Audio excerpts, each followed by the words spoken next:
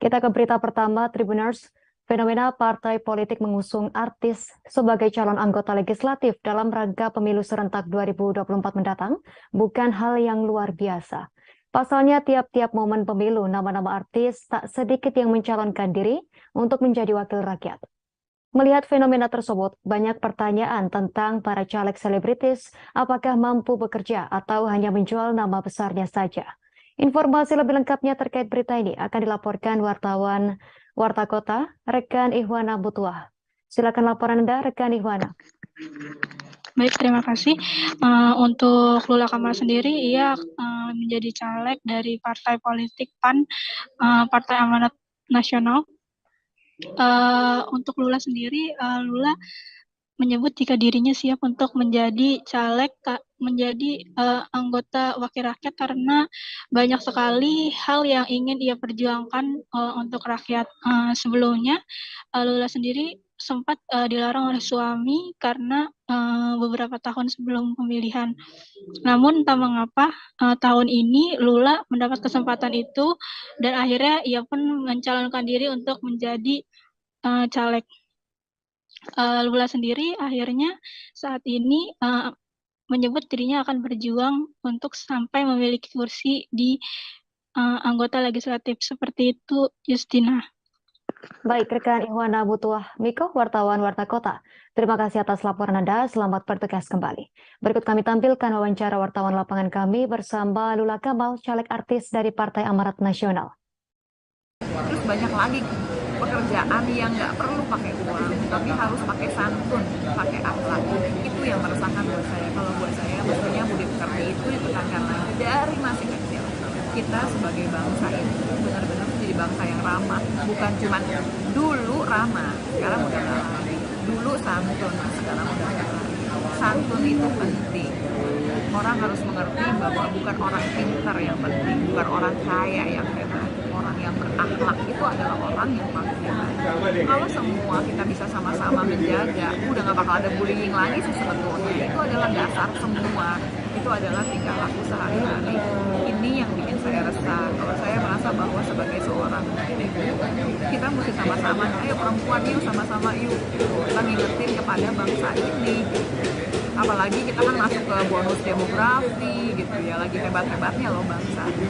Jangan cuma jadi bangsa yang hebat, tapi santunnya ketinggalan, akhlaknya ketinggalan. Sampai sekarang udah berapa partai politik sih Kak? Tadi kan katanya ada banyak tuh partai politik yang minat.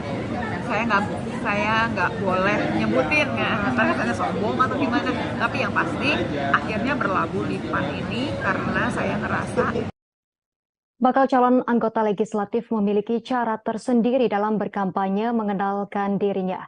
Salah satunya kampanye yang dilakukan Bacalek DPR RI Dapil Sultan bernama Abdul Haris Baginda dari Partai Amanat Nasional.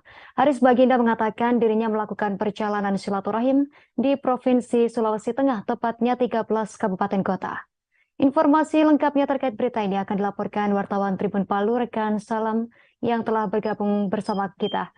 Rekan Salam, silakan laporan Anda. Baik, terima kasih rekan Justina dan Tribuners sekalian.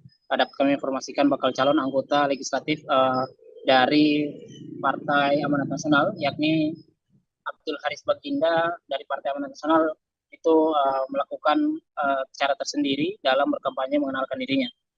Haris Baginda mengatakan dirinya melakukan perjalanan silaturahim di Provinsi Sulawesi Tengah, tepatnya itu di 13 kabupaten kota. Dia menuturkan selama 2 pekan sudah mengelilingi 6 kabupaten kota di Sulawesi Tengah. Haris Baginda mengatakan, Haris Baginda mendatangi satu persatu desa dan kecamatan serta bertemu dengan masyarakat secara langsung. Ia sendiri berkeliling Sulawesi Tengah untuk berkampanye hanya dengan bermodalkan kartu nama dan spanduk. Haris menyebutkan dalam kartu nama itu juga sudah dibagikan nomor WhatsApp beliau yang untuk memudahkan masyarakat untuk ketika menghubungi dirinya. Bahkan menurutnya sudah ada ratusan masyarakat yang menghubungi dirinya dan menyatakan siap untuk berjuang secara ikhlas dan rela. Kemudian dirinya berkeliling Sulawesi Tengah itu hanya menggunakan sepeda motor metik. Bendera merah putih dan bendera Partai Amanat Nasional pun dipasang di belakang bagian motornya. Selain itu juga terdapat satu box besar dibawa oleh Haris Baginda. Kata Haris, isi dari box tersebut adalah bacaan serta kartu namanya. Di bagian depan motornya sendiri terdapat baliho dirinya untuk dipasang di setiap tapal batas antar kabupaten di Sulawesi Tengah.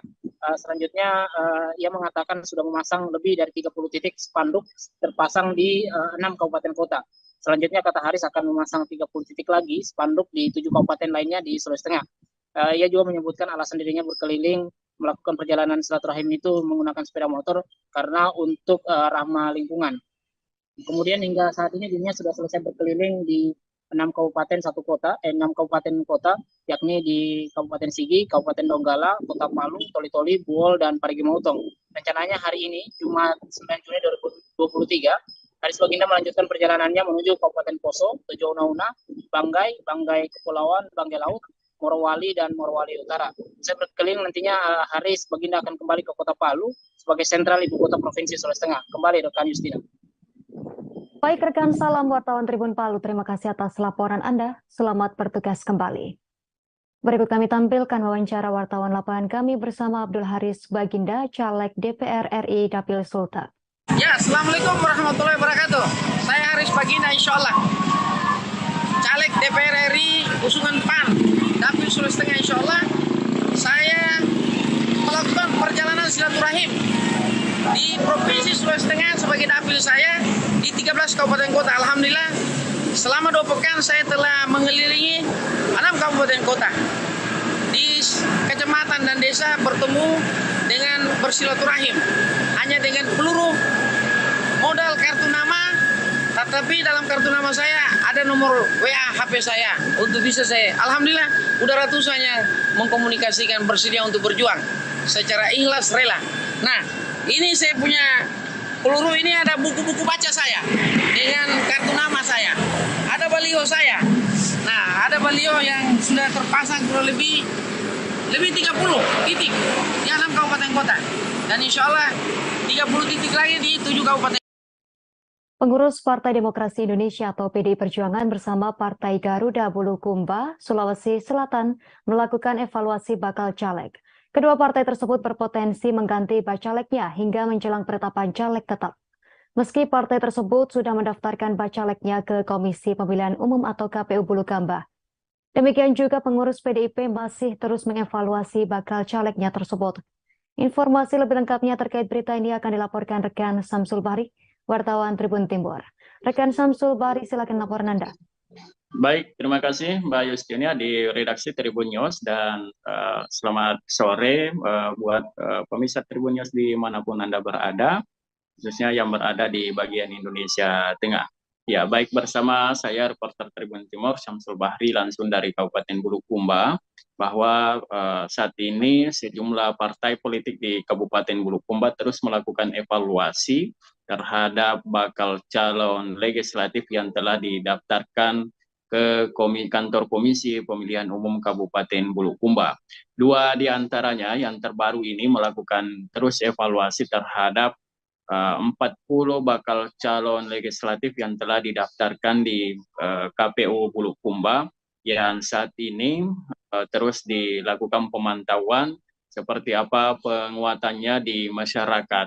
Dan pihak pengurus 2 partai tersebut, baik PDIP maupun dari pengurus Partai Garuda, sudah mempersiapkan langkah-langkah bagi caleg yang dianggap lemah penguatannya di tingkat bawah.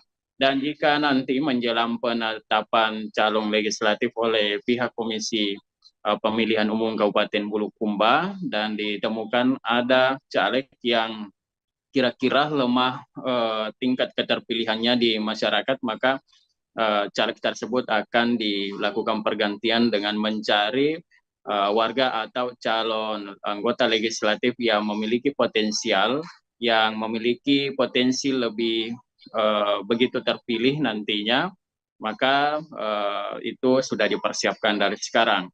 Dan ternyata 2 partai ini memang sudah menyampaikan dari awal sebelum pengusulan nama calon anggota legislatif ke kantor KPU Bulukumba, kesepakatan itu jika nantinya sepanjang proses sosialisasi ini tidak berjalan maksimal di masyarakat, tidak melakukan sosialisasi yang lebih efektif, maka nantinya akan dilakukan pergantian. Seperti itu, Mbak Justina. Baik rekan Samsul Fahri, wartawan Tribun Timur, terima kasih atas laporan Anda. Selamat bertugas kembali. Berikut kami tampilkan wawancara wartawan lapangan kami bersama Ketua Bapilu PDIP Bulukumba Ahmad Rifandi dan Ketua Partai Garuda Muhdi Arwis. Jadi persiapan kita itu sudah dimulai dengan 40 bakal caleg yang didistribusikan ke 5 dapil. Ya. 5 dapil 1 sampai dapil 5 Kabupaten Bulukumba. Dan komposisi caleg ini dari kader yang terdiri dari pengurus PAC, pengurus DPC, PAC, dan badan dan saya partai. Hari ini saya menyampaikan bahwa Partai Garuda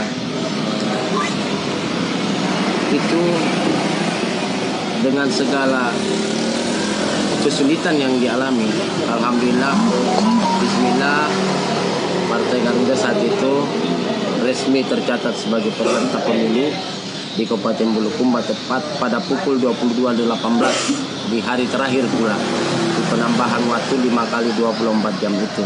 Ya. Nah, Ketua DPC PKB Kota Tidore Kepulauan Murad Polisiri menolak pemilu dengan sistem proporsional tertutup. Hal tersebut dianggap sebagai kemunduran demokrasi di Indonesia.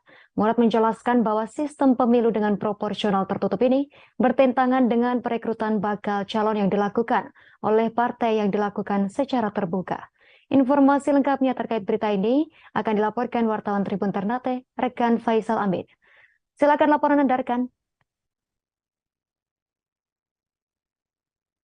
Ya, Assalamualaikum warahmatullahi wabarakatuh dan selamat sore sahabat Tribun.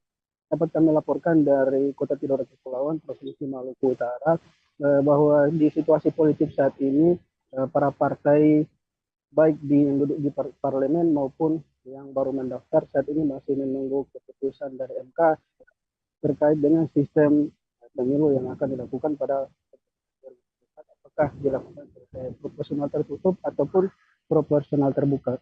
Adapun beberapa partai saat ini kita ketahui bahwa ada 8 partai yang menolak penerapan sistem proporsional tertutup. Hal itu pun disampaikan oleh Ketua DPC Partai PKB Kota Tidore Kepulauan Murad Polisiri. Murad sendiri menentang adanya atau penerapan sistem pemilu proporsional tertutup.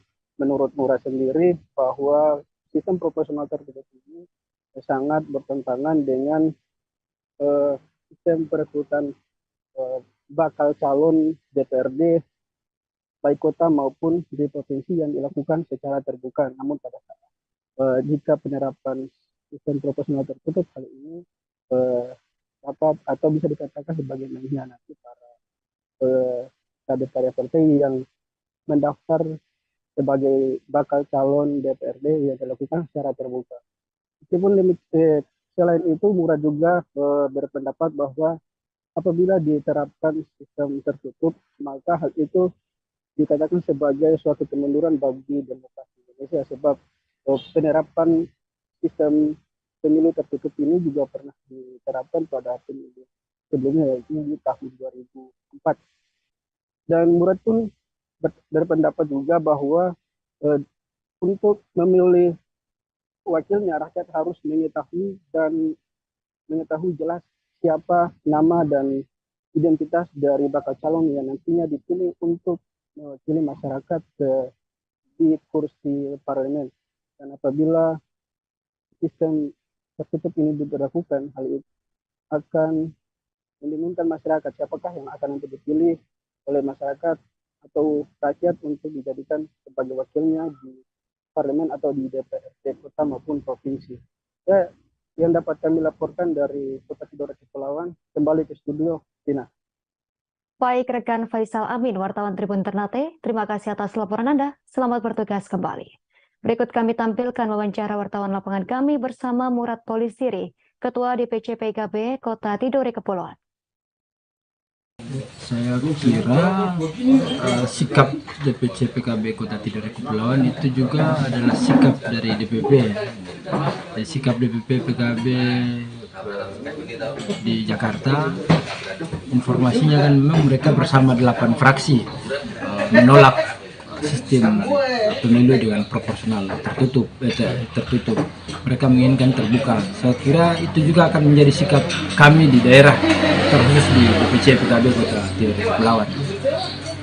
Kalau misalkan kita melakukan sistem pemilu 2024 ini dengan tertutup, tentunya ini akan membuat kita kembali lagi ke sistem pemilu di zaman Orde Baru, dan saya kira ini sesuatu yang tidak baik bagi demokrasi di Indonesia. Masa kita harus mundur lagi dalam sistem demokrasi kita yang sudah maju sampai saat ini? Saya kira itu merugikan. Partai Perindo secara resmi bekerja sama politik dengan PDIP setelah menyatakan dukungan kepada Ganjar Pranowo sebagai bakal calon presiden atau capres 2024 mendatang.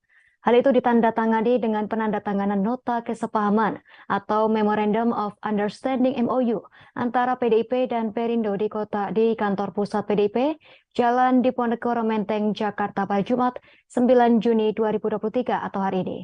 Penandatanganan tersebut langsung dilakukan Ketua Umum PDIP Megawati Soekarno Putri dan Ketua Umum Perindo Haritanu Sudibyo. Lebih lengkapnya terkait berita ini kita telah tersambung dengan rekan Versianus Waku wartawan Tribunnews yang akan melaporkan informasinya. Silakan laporan Anda, rekan Versianus. Ya baik rekan Justina dan Tribunnews sekalian, betul bahwa hari ini tadi telah berlangsung secara resmi Partai Perindo dan PDIP bekerja sama setelah Perindo menyatakan dukungan terhadap bakal calon presiden Ganjar Pranowo. Hal itu pun ditandai dengan penandatanganan Memorandum of Understanding atau MOU antara PDIP dengan Partai Perindo di kantor pusat PD Perjuangan di Jalan Diponegoro Menteng, Jakarta Pusat. Adapun penandatanganan itu langsung dilakukan oleh Ketua Umum PDIP Megawati Soekarno Putri dan Ketua Umum Perindo Haritanu Sudibyo. Dalam konferensi pers, Haritanu mengatakan bahwa sebelum memutuskan dukung Ganjar, Perindo terlebih dahulu melakukan safari politik dengan sejumlah partai lainnya. Dia pun mengungkapkan 3 alasan Perindo sehingga akhirnya memutuskan bekerja sama dengan PDIP untuk mengusung Ganjar sebagai capres. Adapun alasan pertama, kata Haritanu, adalah PDIP merupakan satu-satunya partai politik yang paling siap untuk bertarung dalam Pilpres 2024 karena memenuhi persyaratan pencalonan ambang batas presiden atau presiden threshold 20%. Kemudian alasan kedua, kata Haritanu Tribunnews sekalian, bahwa Perindo dan PDIP itu memiliki ideologi yang senafas, yakni Pancasila dan berjuang untuk kesejahteraan rakyat. Sementara alasan ketiga, kata Haritanu, adalah bahwa Ganjar merupakan sosok yang diterima masyarakat dan memiliki komitmen untuk melanjutkan pembangunan yang digagas oleh pemerintahan saat ini, yakni Presiden Joko Widodo. Pembangunan yang dimaksud adalah seperti misalnya pembangunan Ibu Kota Nusantara atau IKN di Kalimantan Timur dan sejumlah pembangunan yang digagas oleh pemerintahan saat ini. Sementara itu dalam konferensi pers juga Tribunnews sekalian, Ganjar Pranowo mengatakan dirinya berterima kasih atas dukungan yang diberikan oleh Partai Perindo. Ganjar pun meyakini dirinya akan memenangkan pemilihan Presiden 2024 hanya dalam satu putaran atas dukungan Perindo dan beberapa partai politik yang sebelumnya juga sudah menyatakan dukungan terhadap Ganjar. Ganjar juga pun mendoakan kepada Perindo agar bisa lolos pada ambang batas parlemen di pemilu 2024. Pada penandatangan ini, Tribunnews sekalian, PDIP dipimpin langsung oleh Ketua Umumnya Megawati Soekarno Putri, kemudian Sekjen Hasto Kristianto, kemudian juga ada Ketua DPP Puan Maharani, kemudian ada Prananda Prabowo, kemudian ada pula Ahmad Basarah, kemudian ada Jarod Saiful Hidayat, dan Ketua Bapilu Bambang Wuryanto atau Bambang Pacul. Nah, sementara dari jajaran Perindo Tribunnews sekalian terlihat ada Sekjen Perindo Ahmad Rafiq, kemudian Waketum Perindo Ferry Kurnia, dan juga ada Ketua DPP Tamalang pun hingga Aiman Wijaksono dan Prabu Revolusi. Ya baik rekan dan Tribuners sekalian, demikian yang biasa saya laporkan. Saya kembalikan ke studio. Baik rekan Versianus Waku, wartawan Tribun News, terima kasih atas laporan Anda. Selamat bertugas kembali. Tribuners, berikut kami tampilkan wawancara wartawan lapangan kami bersama Ganjar Pranowo, bakal calon presiden 2024.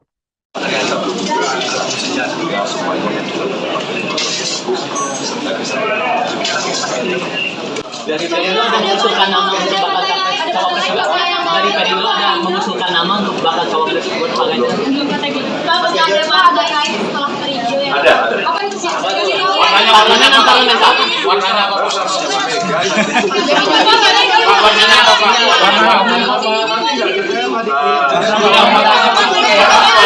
Parlemen Pak. Sebanyak 18 bendera partai politik atau parpol tiba di Kabupaten Pasangkayu dalam acara Kirap Pemilu 2024. Kirap adalah program nasional dalam rangka menyongsong 1 tahun pemilu 2024 mendatang. Kegiatan Kirap Pemilu 2024 dilaksanakan di kantor KPU Kabupaten Pasangkayu, Desa Pasangkayu, Kecamatan Pasangkayu pada Kamis 8 Juni 2023 kemarin. Informasi lengkapnya terkait kegiatan ini akan dilaporkan rekan Rian, wartawan Tribun Palo. Rekan Rian, silakan laporan Anda. Ya, baik Justina dan juga Tribuners, memang sebanyak 18 bendera partai politik tiba di kantor KPU Kabupaten Pasangkayu dalam acara Kirap Pemilu 2024. Kirap itu adalah program nasional dalam rangka menyongsong 1 tahun Pemilu 2024 mendatang. Pantauan kami di lapangan, rombongan KPU Provinsi Sulawesi Tengah, Kabupaten Donggala disambut dengan alat musik rebana, yang mana alat musik itu dimainkan untuk menyambut tamu yang dihormati. Selain itu, di depan rombongan KPU Sultan dan Donggala, pihak KPU Pasangkayu menampilkan paduan suara Ebenheiser Hoir dan tari kreasi oleh Sanggar Seni Pasangkayu. Ketua KPU Kabupaten Donggala, M. Unggul, resmi menyerahkan bendera merah putih kepada Ketua KPU Kabupaten Pasangkayu, yakni Syahran Ahmad. Kemudian Sekretaris KPU Kabupaten Donggala memberikan pataka KPU kepada Sekretaris KPU Kabupaten Pasangkayu. Dan dibarengi juga dengan penyerahan 18 bendera partai politik. Dalam sambutannya, Ketua KPU Kabupaten Pasangkayu, Syahran Ahmad, mengatakan pelaksanaan kirap ini untuk menjadikan pemilu 2024 sebagai sarana integrasi bangsa. Kata Syahran, pemilu sebagai perhelatan besar tidak bisa hanya dibebankan kepada Bawaslu, PPK, dan PPS, dan lain sebagainya, tetapi seluruh elemen masyarakat. Meskipun 5 tahun, menurutnya pemilu itu tidak akan melahirkan sebagian besar dalam konteks yang negatif apabila gotong royong tidak dilakukan. Olehnya ia berharap pemilu 2024 bisa menjadikan Indonesia sebagai negara yang kuat menuju 100 tahun ke depan. Demikian, Justina. Baik rekan Rian, wartawan Tribun Palo, atas laporan Anda. Selamat bertugas kembali. Ketua Badan Eksekutif Mahasiswa atau BEM dari berbagai perguruan tinggi di Kota Balikpapan, Kalimantan Timur mengikuti sosialisasi kepemiluan. Mengusung tema peran generasi milenial dalam menyukseskan pemilu 2024. Sosialisasi ini berlangsung di Conference Room Universitas Balikpapan pada Rabu 7 Juni 2023. Apa yang diharapkan dari digelarnya sosialisasi ini, kita telah tersambung dengan rekan Ari Nindita, wartawan Tribun Kaltim yang akan melaporkan informasi lengkapnya untuk Anda. Rekan Ari Nindita, silakan laporan Anda. Baik, terima kasih Justina dan selamat sore Tribuners dimanapun Anda berada. Ketua Badan Eksekutif Mahasiswa atau BEM dari berbagai perguruan tinggi di Kota Balikpapan, Kalimantan Timur tengah mengikuti sosialisasi kepemiluan dengan mengusung tema peran generasi milenial dalam menyukseskan pemilu 2024. Sosialisasi ini berlangsung di Conference Room Universitas Balikpapan pada Rabu 7 bulan Juni tanggal 7 2023.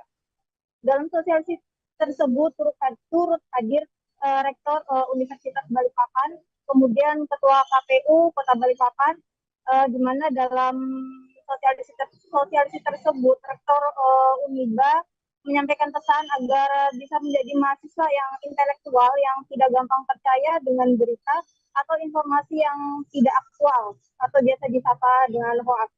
Mengingat di zaman digitalisasi seperti saat ini mudah mencari referensi di mana saja. Pada kesempatan yang sama, Nur Toha selaku Ketua KPU Balikpapan menyampaikan bahwa pemilu merupakan musyawarah besar rakyat Indonesia untuk memilih anggota DPR, DPD, Presiden dan Wakil Presiden, kemudian DPRD.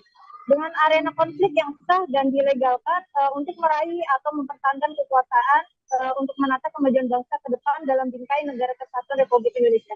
Selanjutnya, Nur Toha turut menyampaikan bahwa tahapan pemilu diantaranya terdapat perencanaan program dan anggaran serta penyusunan peraturan pelaksanaan penyelenggaraan pemilu, kemudian terdapat pemutakhiran data pemilih dan penyusunan daftar pemilih. Selain itu terdapat pendaftaran dan verifikasi peserta pemilu, penetapan peserta pemilu, penetapan jumlah kursi dan penetapan daerah pemilih. Dilanjutkan dengan pencalonan presiden dan wakil presiden serta anggota DPR, DPD, DPRD provinsi dan DPRD kabupaten kota. Kemudian terdapat masa kampanye pemilu, masa tenang, pemungutan dan penghitungan suara, ada penetapan hasil pemilu dan yang terakhir adalah pengucapan sumpah atau janji presiden dan wakil presiden serta anggota DPR RI, DPD RI, DPRD provinsi dan DPRD kabupaten kota. Dalam sambutannya, Nur Toha berkata peran pemerintah pusat dan pemerintah daerah yaitu untuk kelancaran pelaksanaan tugas, wewenang dan kewajiban penyelenggaraan pemilu. Ia turut menyampaikan bahwa pemerintah pusat dan pemerintah daerah wajib memberikan bantuan dan fasilitas sesuai dengan ketentuan peraturan perundang-undangan. Demikian, Yustina. Baik rekan Ari Nindita, wartawan Tribun Kaltim, terima kasih atas laporan Anda. Selamat bertugas kembali. Alat peraga kampanye partai politik dan calon anggota legislatif berupa baliho dan banner bertebaran di sejumlah ruas jalan utama di Kabupaten Bogor.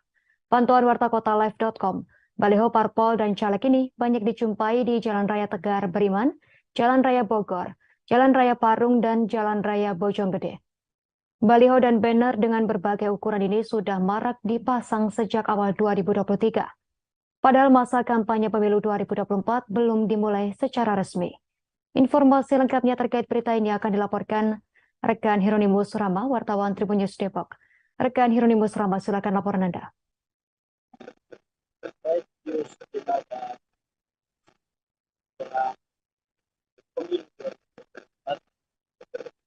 Pemasangan alat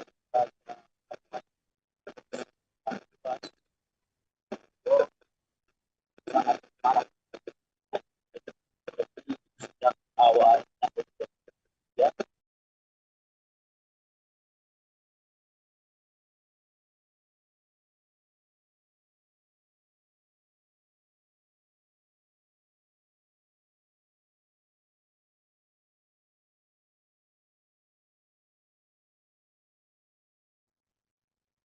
Baik, selamat sore Yustina dan Tribuners. Dari Bogor, Cibinong, kami melaporkan bahwa sejak awal 2023 ini marak dilakukan pemasangan alat peraga kampanye di sejumlah ruas di Kabupaten Bogor. Pantauan kami, alat peraga kampanye berupa baliho, spanduk, banner, dan juga berbagai alat kampanye lainnya dipasang di sepanjang jalur-jalur utama di Kabupaten Bogor, seperti di Jalan Tegar Beriman, Jalan Raya Bogor, Jalan Raya Parung, dan juga hampir di jalan-jalan utama di setiap kecamatan. Nah, hingga saat ini Pol PP belum bisa melakukan penindakan atas berbagai alat peraga kampanye ini karena memang saat ini belum masuk kampanye dan belum ada aturan tertulis dari KPU untuk pemasangan alat peraga kampanye ini, sehingga hal ini menimbulkan ketidakpastian bagi Satpol PP Kabupaten Bogor untuk menindaknya. Nah, sejauh ini Satpol PP Kabupaten Bogor hanya menindak spanduk, banner, dan juga baliho komersial yang dipasang di wilayah ini, dan itu dilakukan di semua kecamatan. Sementara untuk baliho partai politik caleg dan juga capres, Satpol PP belum berani untuk melakukan tindakan, dan Sekretaris Satpol PP Kabupaten Bogor, Iman Wahyu, mengatakan pihaknya menunggu surat perintah dari KPU dan Bawaslu untuk menindak baliho, banner ataupun spanduk yang dipasang oleh partai politik dan caleg di Kabupaten Bogor. Nah, sejauh ini belum ada perintah resmi dari penyelenggara pemilu yaitu KPU dan Bawaslu, sehingga Satpol PP tidak bisa melakukan tindakan di lapangan. Dan Satpol PP juga tidak tahu apakah baliho, banner, dan spanduk yang dipasang oleh caleg dan partai politik ini membayar pajak atau tidak, karena itu kewenangannya ada di Dinas Perumahan dan Pertanahan, serta itu ranahnya Dinas Pendapatan Daerah. Dan sejauh ini hanya Kota Bogor yang berani untuk menurunkan spanduk dan baliho dari para caleg dan partai politik, sementara di Kabupaten Bogor masih banyak ditemukan pemasangan baliho yang sebenarnya melanggar aturan karena saat ini belum dilakukan kampanye pemilu 2024. Demikian yang bisa kami laporkan, Justina. Kembali ke Anda di studio. Baik, terima kasih atas laporan Anda, rekan Hieronimus Rama, wartawan Tribun News Depok. Selamat bertugas kembali. Berikut kami tampilkan wawancara wartawan lapangan kami bersama Sekretaris Satpol PP Kabupaten Bogor, Iman Wahyu. Tapi kalau benar-benar non parpol kalau benar-benar non parpol mah ditertibkan tuh gini, artinya itu kan yang menertibkan itu adalah kecamatan ya, terkait dengan yang misalkan ada spanduk seperti itu kecamatan yang melakukannya apabila dia tidak membayar pajaknya, itu mungkin seperti itu. Tapi kaitan dengan parpol nanti kita menunggu dulu dari Tapi benar-benar yang non parpol tapi yang melanggar aturan itu ditertibkan juga, Pak. Insya Allah sama kecamatan ditertibkan. Pak, kalau benar parpol sama caleg-caleg itu bayar pajak nggak sih? Pengaturannya sebetulnya nanti coba ya ke saya nggak bisa menyampaikan apakah kalau benar-benar untuk sifatnya promosi ya, promosi untuk perusahaan kayak gitu memang harus bayar ya gitu kan ya, itu ada di Dispenda hitungannya. Tapi kalau dengan caleg itu kan harusnya dikeluarkan oleh apakah perlu bayar atau tidak, nanti institusi yang Ketua Umum DPP PDIP Megawati Soekarno Putri meminta kader untuk mensosialisasikan bakal calon wakil presiden atau baca pres Ganjar Pranowo ke seluruh pelosok negeri. Ia meminta agar Ganjar ditampilkan apa adanya sesuai dengan karakter asli yang menyatu dengan rakyat. Keterangan tersebut dikatakan Megawati dalam pidato penutupan Rakernas 3 PDIP di kantor Sekolah Partai PDIP Lenteng Agung, Jakarta Selatan pada Kamis 8 Juni kemarin. Megawati Soekarno Putri ingin ditampilkan secara autentik dan rasional. Megawati berkaca pada Insinyur Soekarno, menurutnya persatuan dengan rakyat adalah senjata yang paling mutakhir. Selain itu, Megawati juga mengajak para kader bergotong royong dengan penuh semangat dan menyatukan 3 pilar partai sebagai mesin terbaik pemenangan pemilihan umum atau pemilu. Oleh karena itu, ia memerintahkan kepada seluruh calon anggota legislatif di seluruh tingkatan agar segera bergerak, menjadikan diri sebagai mesin pergerakan, pemenangan yang mandiri, pantang menyerah, dan cakap dalam kerja politik kerakyatan. Megawati juga meminta kepada para kadernya agar menyiapkan juru kampanye terbaik hingga mengetok pintu rakyat menjelang pemilu 2024 ini. Para kader juga diminta untuk menyiapkan saksi-saksi yang militan dan mengetok pintu rakyat dengan sopan. Megawati pun menyerukan agar para kadernya menyatu dengan rakyat. Dikatakan Megawati, hal tersebut merupakan syarat terpenting jika ingin menang pemilu. Ketua DPP PDIP Puan Maharani menyebutkan ada 10 nama yang masuk ke dalam radar bursa Cawapres pendamping Ganjar Pranowo. Dari 10 nama tersebut ada nama Ketua Umum Partai Demokrat Agus Harimurti Yudhoyono AHY hingga Ketua Umum Golkar Airlangga Hartarto. 10 nama yang disebutkan tersebut dikatakan Puan Maharani memiliki kelebihan masing-masing. Maka dari itu PDIP perlu mempertimbangkan kelebihan yang dimiliki sejumlah kandidat tersebut terlebih dahulu. Puan Maharani memastikan PDIP bakal mengerucutkan 10 nama itu menjadi 1 nama bakal cawapres Ganjar.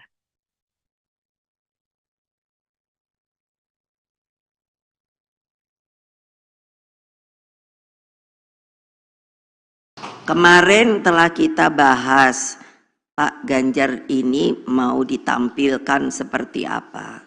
Dan saya dengan yakin, hakul yakin, saya mengatakan tampilkan Pak Ganjar itu dengan otentik, rasional, dan sesuai dengan karakternya yang menyatu dengan akar rumput. Sebab kalau kita melihat Bung Karno, dari sejak muda sampai beliau wafat, beliau dapat menampilkan yang namanya diri beliau, ya Bung Karno adalah Bung Karno. Apa ini? Persatuan dengan rakyat atau akar rumput adalah senjata yang sebenarnya itu tenaganya seperti nuklir, maha dahsyat. Karena itu saya alami sendiri. Itu yang namanya mengorganisir. Bergotong royonglah dengan penuh semangat dan satukan 3 pilar partai sebagai mesin terbaik. Sekretaris Jenderal atau Sekjen DPP PDI Perjuangan Hasto Kristianto membantah pihaknya melakukan penjegalan terhadap Anies Baswedan maju di Pilpres 2024. Ia pun menyinggung koalisi perubahan untuk persatuan yang selalu membawa opini publik kalau bakal capres Anies Baswedan akan dijegal untuk maju di Pilpres 2024 mendatang. Menurut Hasto, apabila jagoannya memiliki prestasi seharusnya Partai Nasional Demokrat, dan Partai Keadilan Sejahtera atau PKS tak perlu takut. Hasto mencontohkan seperti Presiden Joko Widodo atau Jokowi saat maju sebagai calon gubernur DKI Jakarta dan calon presiden di tahun 2014 silam. Saat itu mengalami banyak upaya penjegalan, namun rakyat tetap memilih Jokowi karena memiliki kinerja dan prestasi yang baik.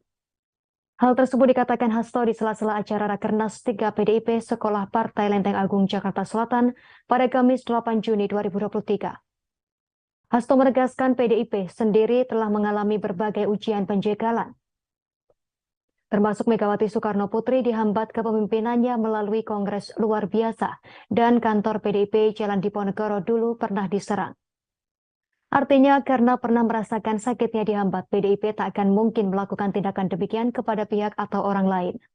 Namun dari pengalaman itu, Hasto mengatakan pihaknya belajar bahwa upaya menghambat demikian tak akan pernah sukses jika pemimpin itu bergerak dengan keyakinan kepada rakyat. Hal tersebut bermakna jika saja calon pemimpin seperti Anies Baswedan mau bergerak mengakar ke rakyat, seharusnya tak perlu ada ketakutan akan penjegalan. Hasto Kristianto juga menyampaikan setiap pemimpin akan menghadapi segala macam ujian. Karena itu ia mengingatkan berpolitik itu harus berpegang pada keyakinan dan kinerja untuk menyerap aspirasi masyarakat. Hasto pun menceritakan bagaimana Presiden Joko Widodo juga banyak mendapat rintangan saat waktu dirinya menjadi gubernur DKI Jakarta, kemudian menjadi capres, dan akhirnya terpilih menjadi Presiden ke-7 Republik Indonesia. Menurut Hasto, wajar jika setiap pemimpin akan menghadapi segala bentuk ujian, terlebih jika sosok pemimpin itu mempunyai prestasi. Namun bisa saja muncul upaya pencitraan seakan-akan diganjal padahal faktanya tak ada yang mengganjal. Agar mendapat perhatian, politikus Yogyakarta ini menyampaikan PDIP tak akan melakukan upaya penjegalan tersebut. Karena sebenarnya rakyat sendiri yang akan menilai sosok calon pemimpinnya ke depannya. Kualitas kerja dan ketulusan hatinya pun dilihat. Hal itu pun berlaku termasuk terhadap Anies Baswedan.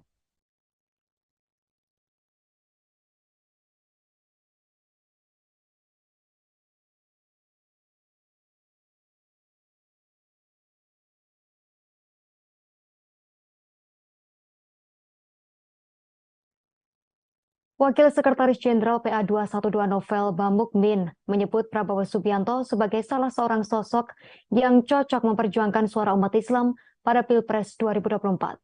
Menurut Novel, Menteri Pertahanan itu memiliki latar belakang militer.